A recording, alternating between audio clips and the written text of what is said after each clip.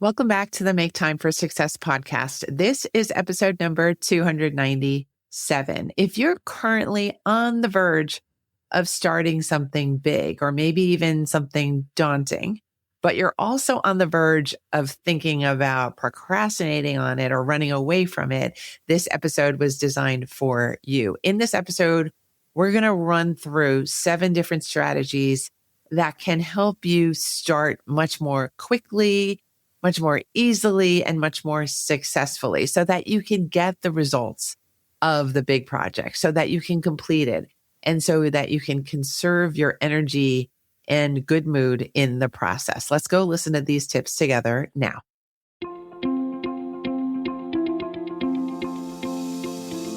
Hi, I'm Dr. Christine Lee, and I'm a psychologist and a procrastination coach. I've helped thousands of people move past procrastination and overwhelm so they could begin working to their potential. In this podcast, you're going to learn powerful strategies for getting your mind, body, and energy to work together so that you can focus on what's really important and accomplish the goals you want to achieve. When you start living within your full power, you're going to see how being productive can be easy and how you can create success on demand. Welcome to the Make Time for Success podcast. Today's topic is somewhat broad, I would say. We are going to talk about how to set the stage for starting a project that you might otherwise want to avoid. I'm thinking maybe decluttering a large amount of stuff or embarking on a big writing project, something that really is going to take a lot out of you. I'm doing air quotes when I say a lot because these projects can really differ, but I'm going to say that you might need to do a little bit of preparation work to get yourself ready to succeed. We're not just getting ready to fulfill the task and to just do the deed. We are getting ready to not only complete the task, but to finish with flying colors, really feel great at the end, and not wipe ourselves out in the process of getting this project or projects done. So, how to set the stage for starting. The first tip that I have for you is to clear your mental clutter. That's a big job unto itself sometimes, depending on the quality of the thoughts that are running through your head. So often we have a pile of negative thoughts and negative beliefs about ourselves, our ability to get things done, the current situation, and the project at hand. So the best thing to do to make a clear runway for you and your success is to clear all that mental clutter. If you're talking yourself into a frenzy, you need to clear up that mental and emotional clutter because let's face it, our words not only convey thoughts, but they also trigger feelings. Those thoughts trigger feelings that can also feel very cluttery in our minds. And those thoughts can prevent us from ever starting because who's going to start if they're truly thinking to themselves, this is going to be literally impossible. So clean your language, clear the mental clutter, make sure you're speaking positively to yourself. I would say whether you're doing a project or not, I'm a huge believer in the power of positive thinking, positive language, the fact that our language really dictates how things go in large part. So let's lean positive so that all of our processes and journeys and outcomes lean positive too. Wouldn't that be a great thing for everyone on the planet to do? That is actually my utmost wish for people, that they would really convert to positive thinking so that we could get away from feeling lack and feeling envy and feeling like nothing's going to work out, because there's so much beauty to be had in this experience of life. So many wins that are just ready for us to take. All right. So clear out the mental clutter and infuse your words with positive language. It's really going to make a difference. The second idea for you is to decide that you're going to be your biggest supporter.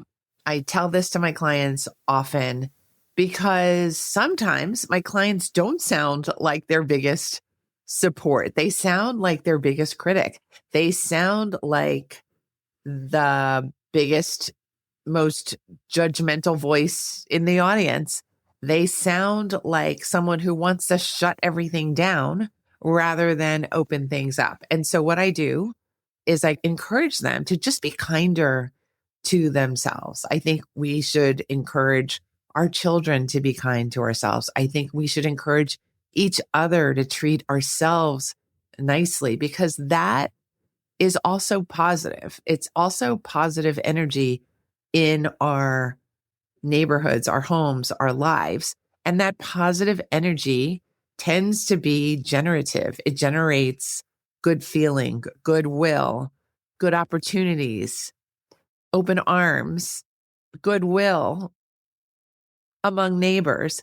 And you know what? It can never hurt to have you really being your biggest supporter, right? We're not talking about being obnoxious and thinking you're bigger than anybody or everybody. We're talking about, again, being kind to yourself, saying, oh, encouraging things like, oh, this really is looking good for you. I'm so proud of you for getting yourself to this point. You've grown so much over the past 16 months. Let's see you do more of this. And just enthusiasm and encouragement. And again, a positive view on you, right? You're filled with potential, so much untapped potential that is ready to be released, unleashed. And we're ready to see what you can do with that potential. No pressure, just joy, just ready and waiting for you to show up as your best, most vibrant, most joyful self. Third idea for you is to declutter. You know, if you've been listening to me for any length of time, that I'm a big proponent of clearing the clutter whenever you can. Clutter has a way of blocking our energy, blocking our clarity, blocking our focus, and blocking our joy. It blocks people from sometimes coming into your home. So when we're about to start something, and let's say you feel like you're not quite ready, you may want to just take a half an hour and say, let me clean up a bit, right? Cleanliness tends to be associated with better productivity, better focus, greater ease, because we like to feel clean. It's just the truth. I would say the majority of us like to feel like we're in a clean, uncluttered environment. So take my advice here, try the decluttering route. You're going to find that, yes, it takes some energy to do the decluttering, but then you start to recoup the energy when you realize, oh, I've really made a difference here. And it only took half an hour or less. Let me continue on this journey and let's launch deep into the project. We're ready now because we have a clear space. We all of a sudden have a clearer mind and we're feeling positively about ourselves. Next idea for you is to get a friend. I don't necessarily mean a brand new friend, but I mean call the friends that you have. Let them know what is up. Let them know that you're getting ready. Let them know that their help may be needed, and then outline what you're anticipating or expecting from them or hoping from them. Let them know that you could use the support and maybe some accountability. So that's another way to use a friend. You can actually invite your friend over to your home in a little while and then use that time between the phone call and the person's arrival to actually finish that decluttering project that you have been itching to get done. With many, many hundreds of people on decluttering, I have seen that some of the best motivation moments for decluttering happen when there are guests about to come over. So use your friends, in a kind way, of course, but use them to help you stay the course, to help you get ready, to help you clear the runway for success, and to help you have more fun in the process as well. It's always a good idea, by the way, to inject fun when you're looking to have better productivity. I'm a big believer that the more fun you're having, the better the outcomes can be. Next strategy that I have for you is to work with time in different ways. Again, just like we worked with the friends, you're going to set a deadline. You're going to set a deadline for yourself for the completion of this project. Now, it can be a short deadline, like very soon. I want to complete this in another couple of hours. Or it could be very long distance, like I'm going to give myself 3 months for this. But I do think it's important to situate your project or your goal in a framework of time. It is when these projects just sit in our hearts as wishes without a time frame that they tend to not get attended to. Because guess what? We've got so many things in our regular, straight up daily lives that do require our presence, our timeliness, our being somewhere doing something. So how is your big wish supposed to stand a chance if you haven't situated it in your schedule? So pick a deadline, try to be reasonable with yourself, and then also do your best to stick with that deadline, because I think time responds really well to us when we respect time, when we don't mess around with deadlines and we say, if I'm saying 5 o'clock, I'm going to show up at 5 o'clock or a little bit before. Just try that out. I think it really helps to be really respectful of your time and other people's time. Another way to use time to help you set yourself up for starting is you can say, I'm going to set a time limit for how long I'm going to see myself working on the project. I think time limits are fantastic. I'm a big fan of using timers. I'm a big fan of just saying, I'm going to do a smidge. I'm a big fan of not overwhelming myself by saying I'm only going to work for X amount of minutes. I'm just going to be reasonable. Now, when I set a time limit, I'm also, again, using time on my side. I'm deciding that I'm not going to pretend that I live in imaginary time. I'm no longer going to allow myself to procrastinate wildly and let weeks go by without accountability, without staying accountable to myself and to my wishes and to what I thought I was going to do.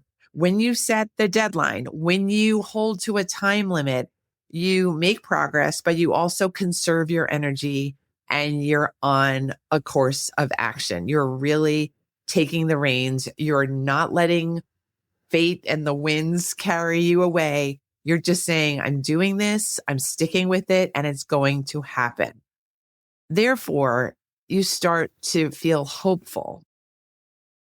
Now you're going to set a philosophy. That is the next strategy. You're going to say to yourself, I'm going to finish this task with this kind of effort. Or you could say, I'm going to do this joyfully.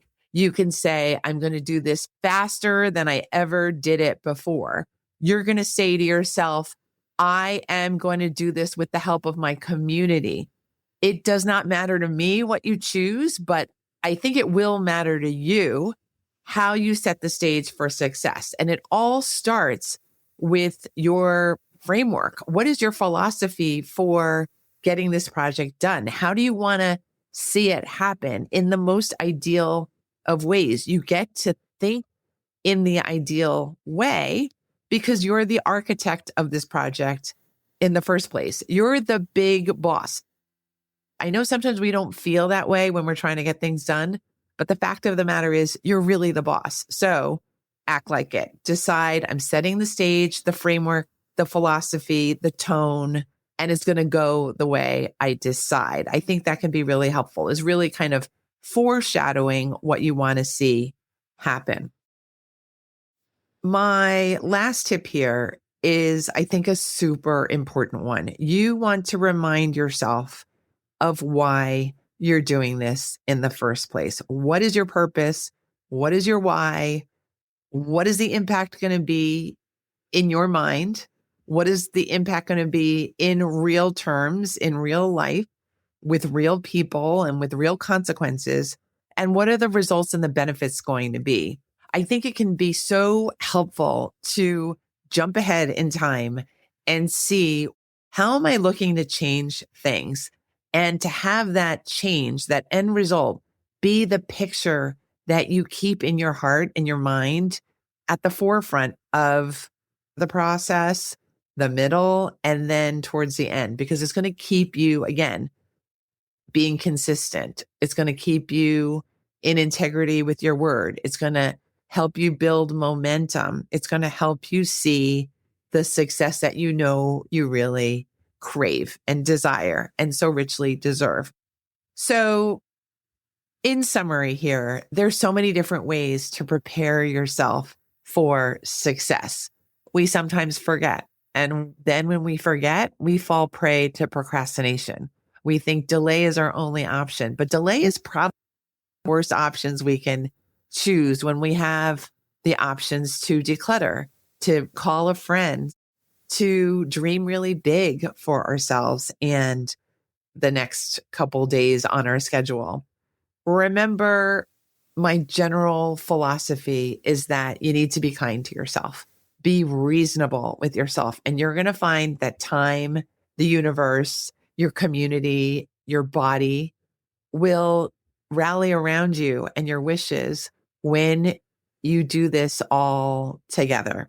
When you decide, I work in a healthy way, I am naturally productive, I use my energy appropriately and wisely. Just coach yourself through, and you'll have an extra coach in you. But of course, you can also listen to some of my podcast episodes. You can check out my Instagram. I'm at Procrastination Coach for an extra boost. We all could use an extra boost.